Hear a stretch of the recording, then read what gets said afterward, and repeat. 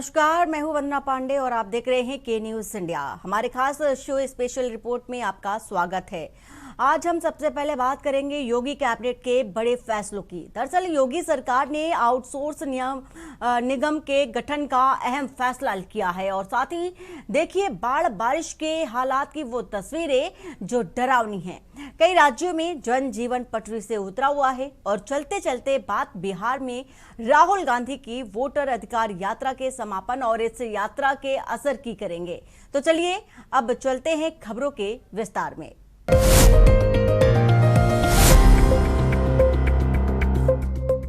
CM योगी की सरकार फैसलों के मामले में जनता के हितों को ऊपर रखती है। मंगलवार को एक बार फिर योगी के कैबिनेट के फैसलों में इसकी बानगी दिखी। योगी की दरअसल कैबिनेट बैठक में 16 प्रस्ताव पेश किए गए और इनमें से 15 पास हो गए, जबकि कृषि से संबंधित एक प्रस्ताव स्थगित कर दिया गया। रिपोर्ट देखिए। उत्तर प्रदेश निर्यात प्रोत्साहन नीति को मंजूरी। उत्तर प्रदेश को वैश्विक स्तर पर निर्यात हब बनाने की दिशा में योगी कैबिनेट ने निर्यात प्रोत्साहन नीति 2025-30 को मंजूरी दे दी है। नई नीति में 2020 से 25 की निर्यात नीति में सुधार करते हुए डिजिटल तकनीकी अवसंरचना विकास, वित्तीय सहायता, निर्यात ऋण और बीमा, बाजार विस्तार, प्रशिक्षण एवं क्षमता निर्माण पर विशेष बल दिया गया है। नीति का लक्ष्य साल 2030 तक पंजीकृत निर्यातकों की संख्या में 50% वृद्धि करना और सभी जनपदों को निर्यात गतिविधियों से जोड़कर क्षेत्रीय संतुलन सुनिश्चित करना है। सरकार का मानना है कि इससे प्रदेश का निर्यात न केवल गुणात्मक रूप से बढ़ेगा, बल्कि उत्तर प्रदेश को एक सशक्त ग्लोबल एक्सपोर्ट हब के रूप में भी स्थापित करने में मदद मिलेगी। आउटसोर्स निगम के गठन का अहम फैसला। उत्तर प्रदेश के लाखों आउटसोर्स कर्मचारियों के लिए खुशखबरी है। दरअसल राजधानी लखनऊ में योगी आदित्यनाथ कैबिनेट की बैठक में यूपी आउटसोर्सिंग सेवा निगम के गठन के प्रस्ताव को मंजूरी मिल गई है। प्रस्ताव के अनुसार जेम पोर्टल के जरिए सर्विस प्रोवाइडर रखे जाएंगे। न्यूनतम वेतन 16,000 रुपए से लेकर 20,000 रुपए तक होगा। नियुक्ति 3 वर्ष की अवधि के लिए की जाएगी। निगम के गठन के बाद आउटसोर्स कर्मचारी की सैलरी सीधे कर्मचारियों के खाते में की जाएगी। बता दें कि यूपी आउटसोर्सिंग सेवा निगम के गठन के बाद आउटसोर्स कर्मचारियों को महीने में 1 तारीख से लेकर 5 तारीख के बीच में सैलरी दी जाएगी। बैठक के बाद कैबिनेट मंत्री सुरेश खन्ना ने बताया कि आउटसोर्सिंग के माध्यम से की जाने वाली भर्तियों में आरक्षण का भी प्रावधान किया गया है, जिससे SC, ST, महिला, दिव्यांग सभी का आरक्षण होगा। निगम के तहत आउटसोर्स कर्मियों को 1 महीने में 26 दिन की सेवा देनी होगी। कैबिनेट मंत्री सुरेश खन्ना ने ये भी बताया कि आउटसोर्स निगम के माध्यम से चयन प्रक्रिया में लिखित परीक्षा के अलावा मौखिक साक्षात्कार भी होगा। उत्तर प्रदेश आउटसोर्स सेवा निगम की कंपनीज एक्ट 2013 के सेक्शन 8 के अंतर्गत एक public limited company non profitable का जो गठन किया गया है, उसी के तहत उत्तर प्रदेश सरकार के विभिन्न विभागों तथा संस्थाओं में आउटसोर्सिंग के माध्यम से कार्मिकों की सेवाएं जो दी जा रही हैं, उसको बेहतर बनाने के लिए आज मंत्रिपरिषद के समक्ष एक प्रस्ताव आया है। इसमें विशेष बात यह है कि नियमित पदों के अगेंस्ट इसमें आउटसोर्स या संविदा पर नहीं दिए जाएंगे। साथ ही साथ जो निगम है वो जेम पोर्टल के माध्यम से सर्विस प्रोवाइडर तय करेंगे, एजेंसीज तय करेंगे और इन लोगों का जो मानदेय है वो 16,000 से 20,000 रुपए तक होगा। साथ ही साथ यदि किसी प्रकार की अनियमितता पाई जाती है, 3 वर्ष के लिए इनको सेवा का अवसर मिलेगा और किसी प्रकार की अनियमितता पाई अगर जाती है तो विभाग की संस्तुति पर जो एजेंसी है निगम के भी संज्ञान में लाकर उसकी सेवाओं को समाप्त किया जा सकता है। नियुक्ति की अवधि 3 वर्ष होगी और मैं समझता हूं कि अभी तक की जो आउटसोर्सिंग के लोग जो तरह तरह की बातें चल रही थी और काफी दिनों से इस बात की प्रतीक्षा थी, उसमें उन लोगों को विशेष रूप से सुविधा मिलेगी। इन लोगों को 1 तारीख से लेकर 5 तारीख तक इनका वेतन मिल जाएगा और जितने भी जो प्रोविडेंट फंड का जो प्रोविजन है, ESI का है, वो सब कुछ इनके खाते में ही जाएगा जो उस कार्मिक होगा, अर्थात जो किसी न किसी रूप में सेवारत होगा उसी के स्रोत पे जाएगा। कानपुर लखनऊ के लिए 100 नई ई बसें। बता दें कि योगी सरकार की कैबिनेट बैठक में एक अहम फैसले के तहत नई ई बसें खरीदने के प्रस्ताव को भी मंजूरी मिली है। नए प्रस्ताव के तहत लखनऊ और कानपुर के लिए 100 नई ई बसें खरीदी जाएंगी ताकि दोनों बड़े शहरों में परिवहन सुविधा बेहतर हो सके। इसके अलावा यूपी की नई निर्यात नीति को भी कैबिनेट की बैठक में मंजूरी मिली। 5 साल के लिए बनाई गई नई निर्यात नीति में अमेरिकी टैरिफ बार को देखते हुए उत्तर प्रदेश के निर्यातकों और व्यापारियों के लिए खास छूट का प्रावधान भी रखा गया है। रजिस्ट्री पर 5,000 के शुल्क का प्रस्ताव। कैबिनेट बैठक में पैतृक संपत्ति की रजिस्ट्री पर भी बड़ा फैसला हुआ है। पैतृक संपत्ति की रजिस्ट्री पर 5,000 के शुल्क पर किए जाने का प्रस्ताव पास हुआ है। इसके अलावा उत्तर प्रदेश की इलेक्ट्रॉनिक्स पॉलिसी को भी मंजूरी मिली है। इस पॉलिसी का उद्देश्य उत्तर प्रदेश को इलेक्ट्रॉनिक्स मैन्युफैक्चरिंग के रूप में विकसित करना है। वहीं संभल की न्यायिक रिपोर्ट भी कैबिनेट की मीटिंग में पेश की गई। स्पेशल डेस्क के न्यूज इंडिया। देश के कई हिस्सों में भारी बारिश के कारण नदियां उफान पर है, जिससे कि कई राज्यों में बाढ़ जैसी स्थिति पैदा हो गई है। उत्तर प्रदेश, राजस्थान, हिमाचल प्रदेश, जम्मू कश्मीर, झारखंड, छत्तीसगढ़ जैसे तमाम राज्य सबसे ज्यादा प्रभावित है। नदी के उफान और बाढ़ के कारण सड़कें बंद हो गई हैं, घरों और फसलों को नुकसान पहुंच रहा है और कई लोगों की मौत भी हो चुकी है। प्रशासन लोगों को सतर्क रहने और सुरक्षित स्थानों पर जाने की अपील कर रहा है। देखें इस रिपोर्ट में। पहाड़ से मैदान तक जलमग्न नजारा। देश भर के अलग अलग हिस्सों में भारी बारिश ने जनजीवन बेहाल कर दिया है। जलभराव से लोगों के सामने मुश्किलें खड़ी हो गई हैं। यूपी, उत्तराखंड, हरियाणा, पंजाब, हिमाचल, जम्मू समेत देश के कई राज्यों में बारिश के कारण स्कूल बंद करने पड़े हैं। बता दें कि पहाड़ों और मैदानी इलाकों में हो रही बारिश से 4 नदियों में उफान के कारण हरियाणा के 11 जिलों में बाढ़ जैसे हालात हो गए हैं। यमुना, घग्गर, मारकंडा और टांगरी नदियां खतरे के निशान पर बह रही हैं। सोमवार को यमुना नदी पर बने हथनी कुंड बैराज का जलस्तर सीजन में पहली बार 3,31,653 क्यूसेक पर पहुंच गया। लिहाजा बैराज के सभी 18 गेट खोल दिए गए। वहीं बता दें कि अगस्त-सितंबर में पंजाब में भयंकर बाढ़ ने 1,300 से ज्यादा गांव डुबा दिए। हिमाचल, जम्मू और कश्मीर में भारी बारिश और सतलुज, ब्यास, रावी नदियों के उफान से तबाही मची हुई है। आपको बता दें कि ये बाढ़ 13 अगस्त से शुरू हुई, जब हिमाचल प्रदेश और जम्मू कश्मीर के ऊपरी इलाकों में भारी बारिश हुई। दरअसल मानसून का 9वां दौर इतना तेज था कि सतलुज, ब्यास और रावी नदियां उफान पर आ गई। पोंग, भागड़ा और रंजीत सागर डैमों से अतिरिक्त पानी छोड़ा गया क्योंकि डैम भर चुके थे। बाढ़ की मुख्य वजह ऊपरी इलाकों में हुई ज्यादा बारिश है। हिमाचल और जम्मू कश्मीर में मानसून की भारी बारिश से नदियों के कैचमेंट एरिया भर गए हैं। इससे सतलुज, ब्यास और रावी नदियां 2 से 4 लाख क्यूसेक पानी लेकर बहने लगी, जो खतरे के स्तर से ऊपर थी। डैमों से पानी छोड़ना पड़ा, जिससे डाउन स्ट्रीम में बहाव बढ़ गया।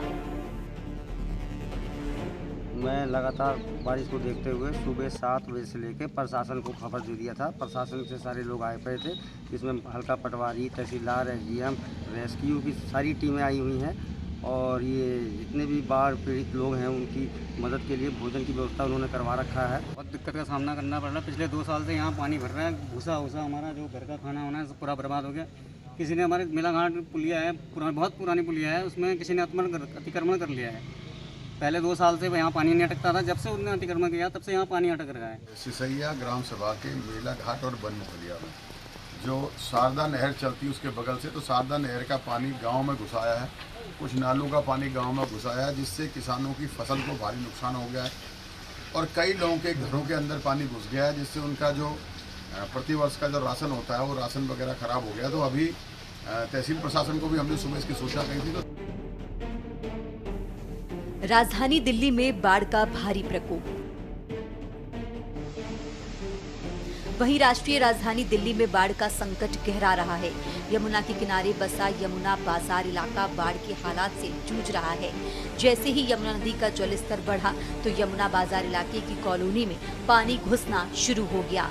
कुछ ही घंटों में हालात ऐसे बिगड़ गए कि यमुना बाजार कॉलोनी के घरों में पानी भर गया और लोग अपना घर छोड़कर छतों पर पहुंच गए। बता दें कि हरियाणा के हथनीकुंड बैराज से हर घंटे लाखों क्यूसेक पानी छोड़ा जा रहा है, जिससे दिल्ली में लगातार बाढ़ का खतरा बढ़ रहा है। यूपी बिहार के हालात डरावने। आपको बता दें कि उत्तर प्रदेश में जमकर बारिश हो रही है। सोमवार से शुरू हुआ बारिश का ये सिलसिला मंगलवार तक जारी रहा। मौसम विभाग ने प्रदेश के 22 जिलों में भारी बारिश का अलर्ट जारी किया। वहीं मानसूनी बारिश का विस्तार पश्चिमी तराई इलाकों के साथ साथ दक्षिणी यूपी के सोनभद्र, मिर्जापुर में भी दिखाई दे रहा है। प्रदेश की लगभग सभी छोटी बड़ी नदियां उफान पर हैं। तराई वाले इलाकों के हालात बद से बदतर हो गए हैं। नेपाल की नदियां सीमावर्ती क्षेत्रों में कहर बरपा रही हैं। वहीं पहाड़ पर बारिश के चलते बांधों से लगातार पानी छोड़े जाने से हालात बिगड़ गए हैं। आंचलिक मौसम विज्ञान केंद्र लखनऊ के मुताबिक बीते 2 दिनों से सक्रिय चक्रवाती परिसंचरण के असर से पश्चिमी विक्षोभ सक्रिय हुआ है। इससे मानसूनी रेखा उत्तर की ओर खिसकी है। यही वजह है कि भारी बारिश की परिस्थितियां बनी हैं। हालांकि उत्तर प्रदेश में 3 सितंबर से बारिश की तीव्रता में कमी आने के संकेत हैं। उधर बिहार के कई इलाकों में एक बार फिर बाढ़ का खतरा बढ़ने लगा है। हाल के दिनों में जैसी मूसलाधार बारिश हो रही है, वैसी ही बारिश आगे भी जारी रहेगी। गंगा के आसपास बसे गांव और शहरों में बाढ़ से हालात और बिगड़ सकते हैं। ऐसे में भविष्य में बाढ़ की आशंका को देखते हुए वहां बसे लोग आने वाले समय को लेकर बेहद चिंतित नजर आ रहे हैं। भागलपुर में एक बार फिर से पानी ने लोगों की परेशानी बढ़ा दी है। दिन ब दिन गंगा नदी के बढ़ते जलस्तर की वजह से आसपास के गांव और कस्बों में रहने वाले ग्रामीणों को अपना घर-बार छोड़कर भागना पड़ रहा है। दियारा इलाका पूरी तरह से गंगा के पानी में डूब चुका है। ऐसे में सैकड़ों परिवारों को बाढ़ राहत शिविरों में शरण लेनी पड़ रही है। पंजाब की बाढ़ की वजह खास। पंजाब में भीषण बाढ़ से अब तक 30 मौतें हो चुकी हैं और करीब 2 लाख से ज्यादा लोग प्रभावित हैं। 1300 से ज्यादा गांव और 96,000 हेक्टेयर खेतीबाड़ी को नुकसान पहुंचा है। एनडीआरएफ, आर्मी और पुलिस राहत कार्यों में जुटी है। बता दें कि पंजाब मैदानी है, लेकिन नदियां ऊंचे पहाड़ों से आती हैं, जहां क्लाउड बर्स्ट से तेज पानी बहता है। वाइली जर्नल की स्टडी के अनुसार क्लाइमेट चेंज से मॉनसून सिस्टम बदल गया है। पूर्व, दक्षिण और पश्चिम से वेदर सिस्टम एक साथ आते हैं, जिससे नमी बढ़ जाती है। इससे नॉर्थ इंडिया में करीब 26.5% ज्यादा बारिश हुई। पंजाब पिछले 1 महीने से भीषण बाढ़ संकट से जूझ रहा है। बहरहाल ये बाढ़ आर्थिक त्रासदी है। बाढ़ से सबसे ज्यादा असर अमृतसर में देखा गया है, जहां हजारों लोग प्रभावित हुए हैं। इसके बाद फिरोजपुर, फाजिल्का, पठानकोट, गुरदासपुर, होथियारपुर और बरनाला में बड़ी संख्या में लोग प्रभावित हुए। जो फसलें सब बर्बाद हो गया, पशुओं का चारा जो सी सब खत्म हो गया, तो बहुत तंग है। ना को पट्ठा के तो मेरे पशु बेचारे उन्हें पानी खड़े को बांधना लई उन्हें को किसे दई उन्हें। हाँ, बहुत हाल माड़े ने। घर च भी पानी बढ़िया कि नहीं? घरां च थोड़ा बचा है ते बढ़ सकता जे हिसाब नाल पानी टिकया ते पानी कदे छड्या या वध भी सकदा। रात ਨੂੰ नहीं सौंदे मेरे तुरे फिरीदा। ਹਾਲਾਤ ਜੀ ਬਹੁਤ ਮਾੜੇ ਨੇ। ਫਸਲਾਂ ਸਾਰੀਆਂ ਡੁੱਬ ਗਈਆਂ ਨੇ ਤੇ ਪਸ਼ੂਆਂ ਦਾ ਚਾਰਾ ਚੂਰਾ ਸਾਰਾ ਖਰਾਬ ਹੋ ਗਿਆ ਤੇ ਹਾਲਾਤ ਮੰਦੇ ਹੀ ਨੇ। ਕਦੋਂ ਆਇਆ ਪਾਣੀ ਇੱਥੇ? ਇਹ ਕੱਲ ਜੀ ਸਵੇਰੇ ਤੜਕੇ 4 ਵਜੇ ਚੜਨ ਲੱਗਾ ਸੀ। ਅੱਛਾ, ਹਜੇ ਤੱਕ ਵਧਿਆ ਹੀ ਹੈ, ਪਾਣੀ ਘਟਿਆ ਨਹੀਂ। ਕਿੰਨੇ ਫੁੱਟ ਪਾਣੀ ਹੋ ਗਿਆ? ਇੱਥੇ ਹੋ ਗਿਆ ਜੀ 9-10 ਫੁੱਟ ਪਾਣੀ। 9-10 ਫੁੱਟ ਹੋ ਗਿਆ। ਫਸਲ ਕਿੰਨੀ ਕਿ ਜਿਹੜੀ ਰਕਬਾ ਪਾਣੀ ਚ ਖਰਾਬ ਹੋ ਗਿਆ? ਇਹ ਤਾਂ ਜੀ 400-500 ਕਿੱਲਾ ਸਿੰਗੜੇ ਦਾ ਤੇ ਸਾਰਾ ਹੀ ਖਰਾਬ ਹੈ। ਅੰਦਰਲਾ ਹਾਲਾਤ ਕਿਵੇਂ? ਹਾਂਜੀ, ਅੰਦਰ ਘਰਾਂ ਦੇ ਵਿੱਚ ਹਜੇ ਤਾਂ ਪਾਣੀ ਦੀ ਬਚਾਅ ਹੈ। ਦੇ ਵਿੱਚ ਪਾਣੀ ਬਹੁਤ ਹੈ ਤੇ ਡੰਗਰ ਮਾਲ ਦਾ ਬਹੁਤ ਬੁਰਾ ਹਾਲ ਹੈ। ਬੱਚਿਆਂ ਦੇ ਬਹੁਤ ਹਾਲ ਮੰਦਾ ਹੈ। ਇਹ ਜਾ ਕੇ ਬੇੜੀ ਦੇ ਸਾਰੇ ਦੇ ਨਾਲ ਜਾਂਦੇ ਨੇ। ਕਿੰਨੀ ਫਸਲ ਫਸਲ ਹੋ ਗਈ ਨਹੀਂ, ਇਹ ਨਹੀਂ ਪਤਾ 100 ਕਿੱਲਾ ਕਿੰਨੀ ਗਈ ਜੀ ਮੈਣੀ ਜੀ ਖਰਾਬ ਹੋ ਗਿਆ ਜਿਹੜੀ ਫਸਲ ਹੋ ਗਈ। ਤੇ ਫਿਰ ਪਿੰਡ ਚ ਕਿਵੇਂ ਜਾਂਦੇ ਹੋ? ਪਿੰਡ ਜਾਣੇ ਜੀ ਬੇੜੀ ਦੇ ਸਾਰੇ ਨਾਲ ਜਾਂਦੇ ਆ। 12 ਕੋਈ ਸਰ ਪਿੰਡ ਦੇ ਵਿੱਚ ਪਾਣੀ ਵੜਨ ਲੱਗ ਪਿਆ ਸੀ ਤੇ ਹੁਣ ਤਾਂ ਹਾਲਾਤ ਬਹੁਤ ਮਾਰੇ। ਪਸ਼ੂ ਕੋਈ ਡੰਗਰ ਬਾਹਰ ਬੰਦ ਕੇ ਤੁਸੀਂ ਬੰਦ ਕੱਢ ਕੇ ਲਿਆ, ਕੋਈ ਵਿੱਚ ਚਾਰੇ ਤੁਰੇ ਦੀ ਬਹੁਤ ਮੁਸ਼ਕਲ ਹੀ, ਪਾਣੀ ਪੀਣ ਨੂੰ ਮੁਸ਼ਕਲ ਹੋ ਗਿਆ। ਬਾਕੀ ਬੱਚਿਆਂ ਦਾ ਵੀ ਸਕੂਲ ਸਕਾਲ ਜਾਣ ਦਾ ਬਹੁਤ ਔਖਾ ਹੋ ਗਿਆ ਤੇ ਪਾਣੀ ਫਸਲਾਂ ਵੀ ਬਹੁਤ ਯਾਰ ਪਾਣੀ ਅੰਦਰ ਕੀ ਹਾਲਾਤ ਕਰਾ ਦੇ? ਅੰਦਰ ਹਾਲਾਤ ਬਹੁਤ ਸਰ ਮਾਰੇ। ਪਾਣੀ ਪੂਣੀ ਪੀਣ ਤੋਂ ਵੀ ਪਲੱਛਾਂ ਬਹੁਤ ਔਖਾ ਹੋ ਗਿਆ। फिलहाल बताया जा रहा है कि हिमाचल प्रदेश और जम्मू कश्मीर के जलग्रहण क्षेत्रों में भारी बारिश के कारण उफनती सतलुज, ब्यास और रावी नदियों और मौसमी नालों के कारण पंजाब के बड़े हिस्से में बाढ़ आई है। स्पेशल डेस्क के न्यूज इंडिया।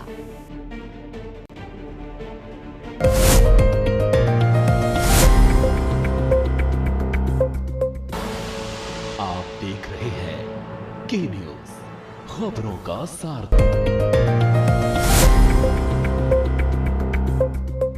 राहुल गांधी के आरोप गंभीर है, जिन्हें राहुल ने वोटर अधिकार यात्रा में बार बार दोहराया। बहरहाल, क्या बिहार के नौजवान, महिलाएं, किसान और मजदूर ये मानने को तैयार है कि चुनाव आयोग और नरेंद्र मोदी की सरकार मिलकर जनादेश को हाईजैक कर रही है? वही वोटर अधिकार यात्रा सिर्फ एक प्रतीकात्मक विरोध था या जमीन पर इसका कोई असर दिखा? देखिए इस रिपोर्ट में। राहुल की बिहार यात्रा का पहला दौर खत्म। 16 दिन, 23 जिले, 1300 किलोमीटर, 67 विधानसभा सीटों से गुजरी वोटर अधिकार यात्रा। राहुल और तेजस्वी सासाराम से निकले और पटना तक चले। जनता के बीच वोट चोरी का छाया मुद्दा। वोटर अधिकार यात्रा से आरजेडी कांग्रेस को क्या मिला? बिहार में वोटर अधिकार यात्रा खत्म हुई, लेकिन पीछे रह गया एक सवाल, यही कि इस यात्रा से राहुल और तेजस्वी को क्या मिला?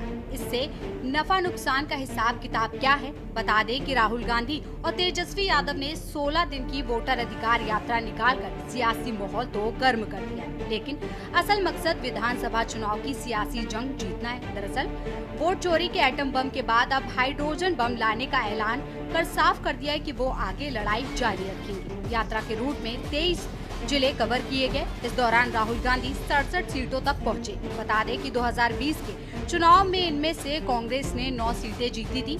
16 सीटों पर पार्टी दूसरे नंबर पर रही थी। 39 सीटें एनडीए के खाते में गई थी, यानी इन सीटों पर महागठबंधन के मुकाबले एनडीए ज्यादा मजबूत है। राहुल के सामने इसी स्थिति को बदलने की चुनौती है। लोगों की राय की बात करें तो उनका कहना है कि यात्रा का सबसे ज्यादा फायदा कांग्रेस को हुआ है। हालांकि ये फायदा संगठन के लेवल पर है, न कि चुनावी लेवल पर। दरअसल बिहार में कांग्रेस का संगठन लगभग निष्क्रिय हो गया था। राहुल गांधी की यात्रा से पार्टी के कार्यकर्ताओं को नई ऊर्जा मिली है। ये ऊर्जा वोट में कितनी तब्दील होगी ये कहना मुश्किल है। वहीं यात्रा के मंच से प्रधानमंत्री मोदी के लिए अब शब्दों ने सबसे बड़ा नुकसान पहुंचाया, जबकि राहुल गांधी का तेजस्वी यादव को मुख्यमंत्री का चेहरा घोषित करने से बचना महागठबंधन की अंदरूनी खटास को बाहर ले आया। हालांकि राहुल गांधी अगर दलित वोट बैंक को अपनी तरफ ला पाए तो इसका फायदा पूरे गठबंधन को मिलेगा। वो पूरे देश को पता लगने जा रही है। प्रियंका के फेस का कितना फायदा? प्रियंका गांधी का आना कोई करिश्माई नहीं दिखा। प्रियंका को देखने के लिए भीड़ उमड़ी। काफी हद तक भीड़ पार्टी की तरफ से जुटाई गई। किसी जमीनी लहर के असर से भीड़ नहीं आई। राहुल के साथ तेजस्वी की केमिस्ट्री दिखी। पूरी यात्रा राहुल गांधी के इर्द गिर्द ही रही। यात्रा आरजेडी की MY+ समीकरण के लिए फायदेमंद। आपको बता दें कि इस यात्रा की सबसे खास बात ये रही कि राहुल गांधी और तेजस्वी यादव के बीच बेहतरीन केमिस्ट्री दिखी। इससे सीट बंटवारे और चुनाव में वोट ट्रांसफर में आसानी होगी। वहीं ये यात्रा आरजेडी के MY+ समीकरण के लिए फायदेमंद रही। अगर कांग्रेस दलित वोटों में सेंध लगाती है तो इसका सीधा फायदा आरजेडी को भी होगा। वहीं भाकपा की अहमियत बढ़ी है। बता दें कि यात्रा में पार्टी के जनरल सेक्रेटरी दीपांकर भट्टाचार्य पूरे 16 दिन साथ चले। वो ज्यादातर वक्त राहुल गांधी के साथ दिखे। ये पहला मौका है जब महागठबंधन की किसी यात्रा में भाकपा को इतनी तवज्जो दी गई। वहीं मुकेश सहनी को यात्रा में पूरा सम्मान और महत्व मिला। महागठबंधन की ये अच्छी रणनीति है। इससे मुकेश सहनी के आखिरी वक्त में पाला बदलकर एनडीए में जाने की संभावना कम हो जाती है। यात्रा से मैसेज दिया गया कि वे गठबंधन का अहम हिस्सा है। इससे कोसी एरिया में मल्ला समुदाय के वोटों को महागठबंधन के पक्ष में लाने में मदद मिल सकती है। मुद्दे सेट करने का बड़ा दाव। सबसे ज्यादा सुर्खियों में रहा वोट चोरी मुद्दा। जाति जनगणना और आरक्षण का मुद्दा भी उठाया। ऐलान किया कि इंडिया ब्लॉक की सरकार बनने पर 50% आरक्षण की सीमा को हटा देंगे। इस तरह सामाजिक न्याय का एजेंडा सेट करने का प्रयास किया गया। राहुल तेजस्वी ने दलित, पिछड़े और अल्पसंख्यकों को साधने का दांव चला। सियासी मकसद पूरा करते दिखे राहुल गांधी। बीजेपी के लोग पटना में वोटर अधिकार यात्रा के समापन के मौके पर आयोजित रैली को संबोधित करते हुए राहुल गांधी ने कहा कि वोट चोरी के एटम बम के बाद अब हाइड्रोजन बम आने वाला है। हाइड्रोजन बम का असर एटम बम से सैकड़ों या हजारों गुना अधिक शक्तिशाली हो सकता है। कहा, महादेवपुरा में हमने वोट चोरी का एटम बम फोड़ा था। अब बीजेपी के लोग सुन ले, उससे भी बड़ा हाइड्रोजन बम आने वाला है। जब यह फटेगा तो नरेंद्र मोदी देश को अपना चेहरा नहीं दिखा पाएंगे। इसका मतलब साफ है कि वोट चोरी पर राहुल गांधी पहले के खुलासे से कहीं ज्यादा बड़ा खुलासा करेंगे। यात्रा से बने सियासी माहौल को आगे भी बनाए रखने की कोशिश की जाएगी। राहुल गांधी ने अपनी यात्रा के दौरान आम लोगों से जुड़कर एक तरफ कांग्रेस में जान फूंकने की कोशिश की तो दूसरी तरफ आम लोगों को ये समझाने की भी भरपूर कोशिश की कि उनकी यात्रा का मकसद ये है कि बिहार में एक भी वोट की चोरी न हो। वहीं राहुल गांधी और तेजस्वी ने वोट चोरी के मुद्दे तक अपनी यात्रा को सीमित नहीं रखा, बल्कि बिहार की सियासी फिजा को अपने पक्ष में बनाने के लिए कई अहम मुद्दे सेट करने का दांव चला। उन्होंने जाति जनगणना और आरक्षण का मुद्दा भी उठाया। राहुल ये संदेश देने की कोशिश करते नजर आए कि उनके दाव में मोदी सरकार ने जाति जनगणना करने का ऐलान तो कर दिया, लेकिन वो इससे सही से नहीं करेंगे। साथ ही उन्होंने ऐलान किया कि इंडिया ब्लॉक की सरकार बनने पर 50% आरक्षण की सीमा को हटा देंगे। इस तरह सामाजिक न्याय का एजेंडा सेट कर राहुल गांधी ने दलित, पिछड़े और अल्पसंख्यकों को साधने का दांव चलाया। बीजेपी के लोग अच्छी तरह सुन लीजिए। भैया, एटम बम का नाम सुना आपने? सुना है एटम बम का नाम? उससे बड़ा क्या होता है? उससे बड़ा क्या होता है? एटम बम से बड़ा हाइड्रोजन बम होता है। होता है नहीं होता है?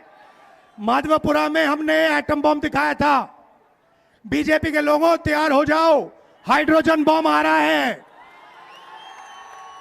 हाइड्रोजन बम आ रहा है, तैयार हो जाइए।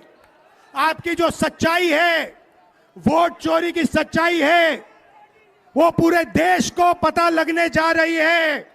जिन शक्तियों ने महात्मा गांधी की हत्या की, वही शक्ति इस संविधान की, अंबेडकर जी की संविधान की, गांधी जी की संविधान की हत्या करने की कोशिश कर रहे हैं।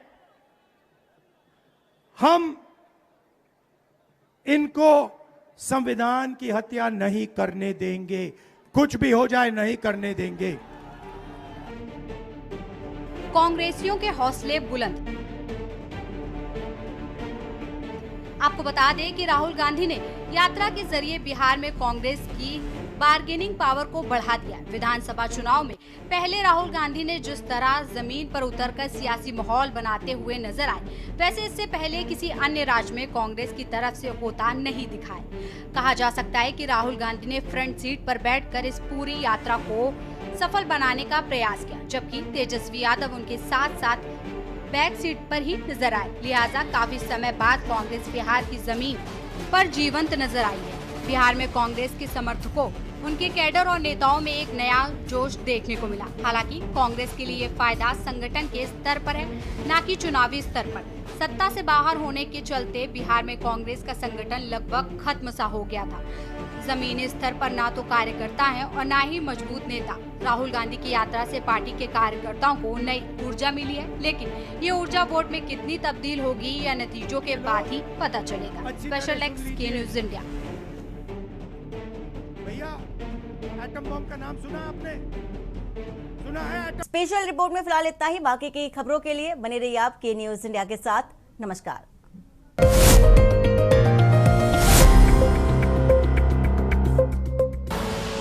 आप देख रहे हैं के न्यूज, खबरों का